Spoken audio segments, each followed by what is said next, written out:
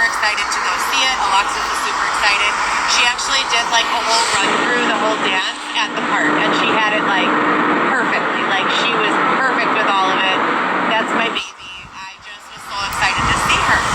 Well, in addition to being worried about her because her brother and sister, who she was raised with, mind you, all three of my children lived with me from their births through Dylan Smith's release from the IDOC when he came home to my house in 2019-20 time. So I was so excited and, just feeling like I wanted the big kids to be there to support her. My grandma, we call my grandma Gigi, my grandma to be there to support her and me to be there to support her. I was just very, very happy about it. Well, I leave the park that day and within an hour I get a call from Orlando and he says, "You can't come, never mind, and Alexis is going to have to take a break from seeing you." I said, "What?" He's like, "Yeah, the police are saying that you need to go for a mental health." I said, "What do you mean the police?" I guess everyone in my family's been being harassed by random members of law enforcement despite my 3 independent psychiatric evaluations and my 15-year career visiting the same primary care physician who happens to live a block away from Orlando's house. Every doctor saying there's nothing wrong with me. These people are way crossing their boundaries, fucking around with my ability to visit with my child. If you agree, hit the heart right now. Could you even imagine? I have no criminal record. I've done nothing to warrant this type of behavior. There is absolutely no reason in hell why I should not still have custody of my children. But if they're going to be with their fathers while I still have paper custody, so what does that mean? On paper, from a judge, the only time we've ever been seen for custody, I won. I won primary joint custody of all 3 of my children. How does law enforcement think it's their place, or people pretending to be law enforcement, or spies, or detectives, or private eyes, or whoever these people are that started surfacing after Love After Lockup aired? Who the fuck do they think they are? I mean, there are boundaries that you just don't cross. And no matter how many times I draw the line with those boundaries, these people keep pushing them and pushing them and pushing them. Last time I went in, June, to drop off a bag of groceries at the house. Orlando came outside frantic. He's like, "Take the groceries back. We don't need them." Like, he looked like he wanted to cry. I'm like, what is going on? He called law enforcement. He's like, they're forcing me to call them if you come here. He called law enforcement. I waited on the corner. No one ever showed up. And we are in Portage Park.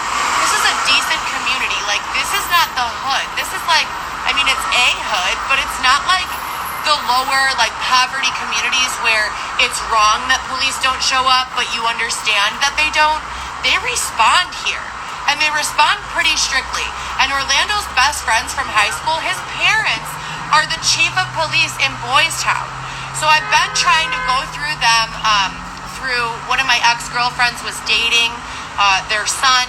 I have been trying to receive assistance and understanding for so long. They do not communicate with me directly, and they have no reason that makes any sense at all for not enforcing the custody order. So Orlando said that, like, with tears in his eyes. He's like, "Alexis has to take a break from talking to you, and the police are forcing us to call whenever you come." And he calls law enforcement, and they never show up. So I call law enforcement, and I'm standing on the corner of where my doctor's office is, and I'm waiting for them to show up. And I said, "Hi, I have primary joint custody of all 3 of my children. One of them lives here in your jurisdiction. I came to drop off some groceries and snacks to her, and her father frantically is like trying to push the food back into my arms and looks like he's blinking away tears from his eyes. Like, what is going on?" And he's not a crier, so I know something's wrong. The officer says his name is Officer Deneen and literally starts laughing in my face. Deneen is the first disgusting woman who was tagged with all of my coworkers at One Energy Solutions and my husband, Dylan. So Dylan, my husband, who I was married to for the entire duration of Love After Lockup and 5 years before that, was tagged with this woman, Deneen.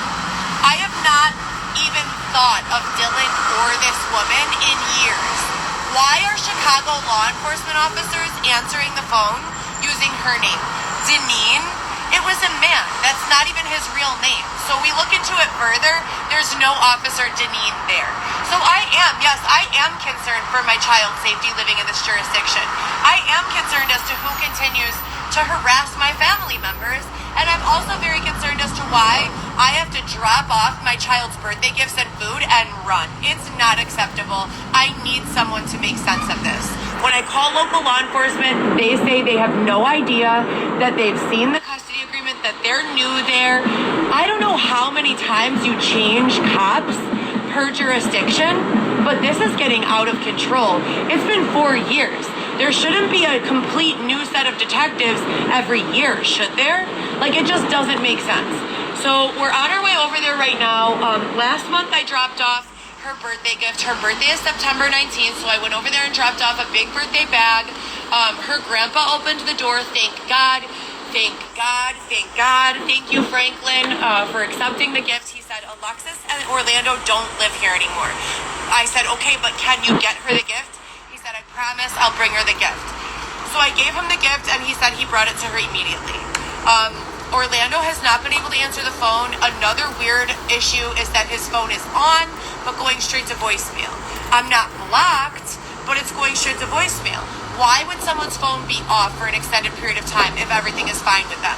So we have 3 clues that make me incredibly nervous. Number 1, the fact that he was blinking back tears in his eyes the last time I went over there, and everything was fine when I brought her to the park, but then all of a sudden he was like terrified and said, you can't see her anymore. Number 2, the fact that law enforcement has seen and probably has on file a copy of my only custody arrangement saying that I have primary joint custody of all 3 of my children, Alexis, Viviana, and Louis. And number 3, the fact that to this day, I've not been able to get in front of the same judge who signed those court orders. I have gone to the Daly Center where we were heard. I have gone to 555 West Harrison. I have petitioned 7 times in the last 30 months. I've gone once every 6 months to petition the court. I have emailed them thousands of times, and you guys can look at my lives here. I always go live when I'm writing these emails to the judges. Not a single one has responded back. What is going on, you guys? Have you guys noticed anything different in your towns? If you live in Chicago, have you guys noticed anything weird about the criminal justice system? If you're on parole or papers, I've never been on papers, so I don't really know how that process works. But if you are you receiving regular communication from your PO, from someone, responsible for monitoring your aftercare from prison or programs? I want to know, you guys, because I have babies. I want to see my children. I want to make sure my children are safe. If you have children, I'm sure you want the exact same thing. Anyone from any neighborhood, please DM me. Have you guys noticed anything weird with law enforcement? Have you had issues getting in front of a judge, filing lawsuits, filing criminal complaints? What has your experience been? Because again, you guys, since I shot for love after lockup in 2019, I cannot get a law enforcement officer to do anything other than conversate with me. Like, when I tell them what's going on, they'll be like, yeah, that's terrible.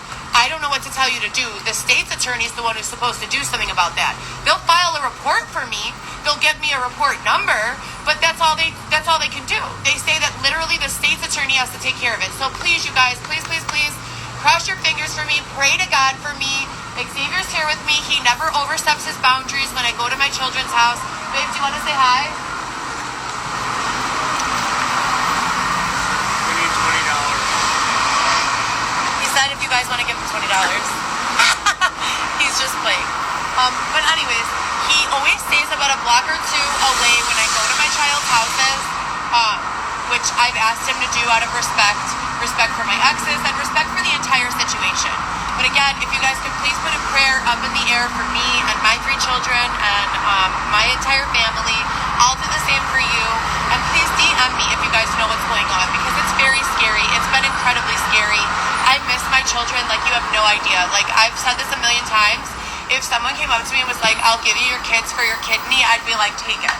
I'll give you your kids for one of your arms. I'd be like, it's yours.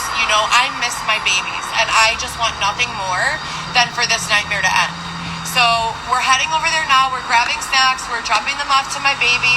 Then we're going even farther to the Northwest Burbs. So right now we're in Northwest Chicago, where my youngest lives. Then we're going another probably 5-10 miles all the way to the Northwest Burbs to do the same and drop off a little care package to the big kids. Like I said, last month was Alexis's birthday. I've got some little Play-Dohs, a little coloring book, and a couple of other things that I wasn't able to give her in her birthday bag. They just didn't fit. So we're going to give her those now with some breakfast bars and, a couple pieces of fruit. Just a little candy, Halloween stuff, so that she knows her mother loves her and misses her so much, no matter what's going on in the world, no matter if I can get the court system to acknowledge or not. Her mother is never going to give up. None of my 3 children will ever have to worry about their mother giving up. It just won't happen. So I love you guys so much. Like I said before, pray for me, pray for baby, pray for my children, pray for justice, pray for answers. And if you guys have noticed anything weird going on with law enforcement in your town or with the process, the criminal justice process, please shoot me a DM and let me know. I called Kenosha, Wisconsin yesterday to ask them about their discovery process because I've had no luck in Chicago. It's literally been 8 years of inquiries, 4 years of me doing it live. So I for 4 years already did this without any video documentation. I just went in, off of good faith that this, police would help me. And I have no proof of any of that other than report numbers, which we do have. But I do have proof. That's why I started documenting and recording in 2019. Following the filming of Love After Lockup, things just went crazy. And I literally started documenting everything. So if you guys are interested, one Heather GEE, HLG Forever _ I have it all there, mercifulstorm.com. These are all accounts on Instagram. I also have accounts on YouTube, TikTok, Facebook, where I've recorded live videos of men attempting to home invade my house when I lived at 2037 West Roscoe. Literally, you see a person's fingers come through and the window rise up. I'm screaming and scared and calling law enforcement for help. All of this is documented, you guys. Please, if you understand the concept of one love, I am asking you to look out for me. I am asking you, if it was you and your 3 children and you were going through the exact same thing that I'm going through right now, what would you want me to do? Would you want me to help you in any way that I could? Because I'm asking for the same from you. Prayers in the air for me that they let Alexis, get these snacks and this little goodie bag, and that there is no drama. And you guys have a great day. We'll check in later, and I will let you know how it went. Love you guys.